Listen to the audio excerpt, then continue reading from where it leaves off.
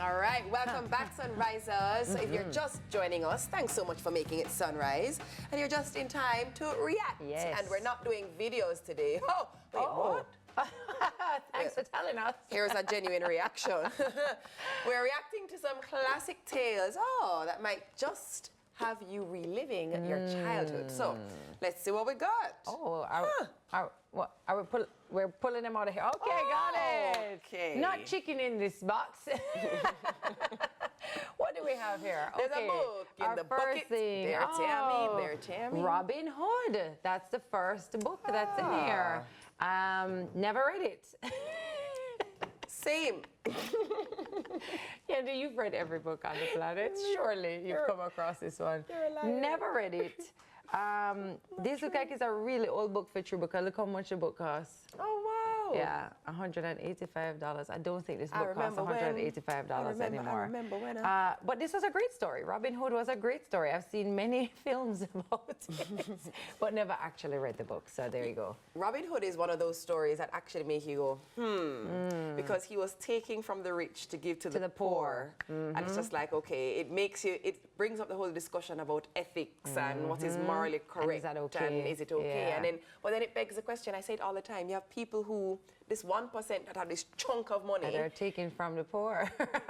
Okay. Listen now. Let me not get into it. Maybe we need to redistribute the wealth. Yeah, exactly, You know? exactly. Okay. All right, next book. You wanted this one? Oh, I remember this one actually. Oh, you do? Yes.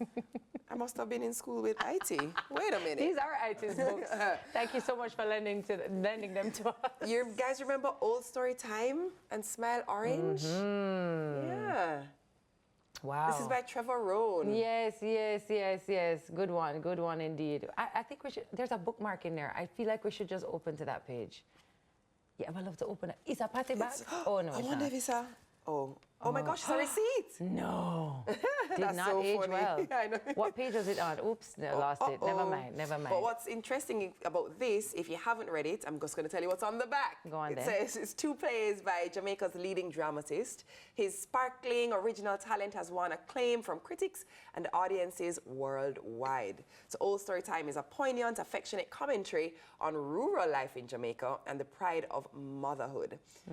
Smile Orange is a hilariously romp through a tourist trap hotel. A savage little comedy, it says.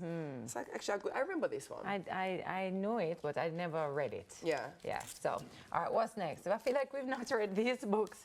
Oh, Mark Twain, The Adventures of Tom Sawyer. Yeah. Yeah, and it's a hardcover book too, which is so nice. Yeah. Oh, wow. Oh, How very cool. You know which book I remember from high school? Spratt Morrison. Oh, you remember that book? Yeah. Yeah. Long time when I think about that book there. And Shane. Yeah, everybody had to have Shane. I never actually read Shane though. I have to say, just I had to do my assignment. I went to where I had to do it, and I was like, look, they need to make. What do you think about making these books like audio books, like for our students as well, for kids who are more auditory learners? Because I would have needed I actually don't think that's a bad idea. Yeah. I don't think it's a bad idea because here's the thing, at least then you're including everyone. So people who like to read and enjoy the physical book and people who can hear the story. That way they're not still absorb the story. I'll ask you one more question. What do you think we should call it when people listen to books? Because it's not reading a book. I don't know how to say to somebody, I've read that book. I've consumed that book. Yeah, but I'm like, people don't get that. So like I just say this, I just go, oh, I read that book, but really I listened to the book, but I absorb the information differently. Yeah. Isn't that wild? Huh. Yeah. So you consume the book for true. Interesting. I think the same for the blind community then. If they're not using Braille, then they listen to an audiobook, they still write the book. I guess reading is an actual verb. It's an actual action. It's an actual that you cannot do any other way but this way. We need to find another descriptor for how we consume books. Because people who read books really look down on people who listen to books. You know, well, I guess some do. Some do, I think it's brilliant that people are just consuming the material. Agreed. Because I think whether you read or listen, it's being exposed to the vocabulary. Yes. It's being taken somewhere in a place mentally. True. It still has the same benefits, I believe. agree. Yeah. I agree. All right. And some people just genuinely don't have the attention span to sit with the book. See me, yeah? Yeah. See me, yeah. I'll get there. Oh. to be. Oh, or not to be. Yeah, Macbeth. It's a good one.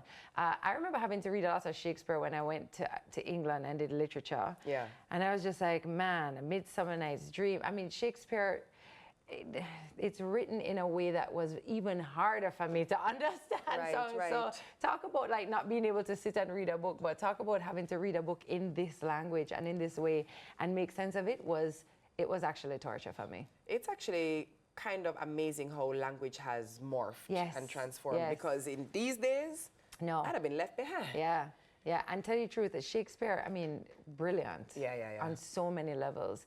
And I went to a performing arts school that was actually based in the little town he came from, Stratford-upon-Avon. Isn't that random? Yeah. That's Shakespeare very town. cool. So God bless Shakespeare, but let me tell you, read one of the lines, they come, man. Sure. Let's do it. You know, you don't have to force me. Yeah, I know, and she's going to do it. Let's go and do it. Come on. The king said, "What bloody man is that? He can report as seemeth by his plight of the revolt the newest state." Malcolm said, "This is the sergeant, who, like a good and hardy soldier, fought 'gainst my captivity. Hail, hail, brave friend! Say to the king the knowledge of the broil, as thou didst leave it." She's in her actress era. Somebody please and I love it. Yeah, I don't know what to say. I don't know, me here see it. Or see it. Once you put TH by name, I'm it's gone. over. It's over. Yeah, so I don't know what fun books you remember from way back when. Let us know in the comments if there's any. I mean, obviously we don't have time to name all of them. You know my fave from high school? Tell me. My fave is actually the very first book I read cover to cover and made me realize I enjoyed reading. To Kill a Mockingbird. Oh, wow. Yeah. Great book. What a great book. Yeah. And I did not truly understand the weight of the book until I Heartbreaking read book. it again later in life. And then it became a movie. Yeah. It's fantastic. Yeah. And you know, that's another thing we should say, like books that become movies, please read the book. Always, always. There's so much missing. There's so much. But movies are also great at kind of bringing it all together for somebody who just cannot consume a book that way. I don't know if anyone else has had this experience, rather, but you know when you read a book and then it becomes a film and you're like, that's not how the person looked in my head. Yes, it's true. I pictured the character a little bit differently. That's true. I love that because you really form something in your own mind, right? It's the characterization. It's so true. It's true. Yeah. All right, but let's take a quick break, and when we return, the stories will be coming to life in Once Upon a Sunrise. So stay with us. You don't want to miss this for sure. Love it.